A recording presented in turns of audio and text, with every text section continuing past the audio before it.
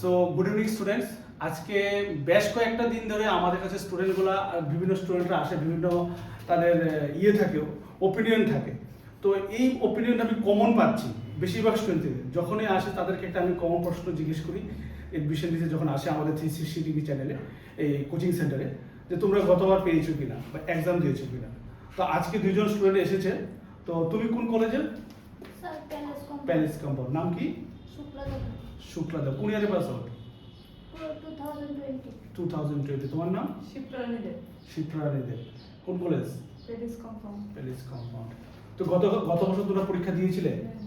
দিয়েছো না? তো পেয়েছো? পাওনি? আচ্ছা। তো তোমরা কোথায়, মানে গতবার যে এক্সাম দিয়েছো, মানে তোমরা কিভাবে পড়েছো? কোচিং সেন্টার, নোট কোথা থেকে পড়েছো? নিজে নিজে করে স্টাডি। নিজে স্টাডি করেছো?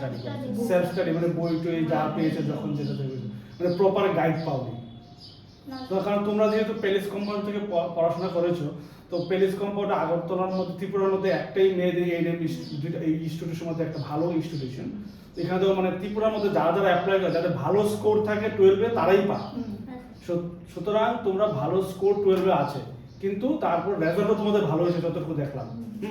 কিন্তু তোমরা চাকরিটা পাওনি শুধুমাত্র ওই বই পড়েছো বলে, নোট পড়েছো, মানে সঠিক গাইড পাওনি। হ্যাঁ, সঠিক নিজে করেছো।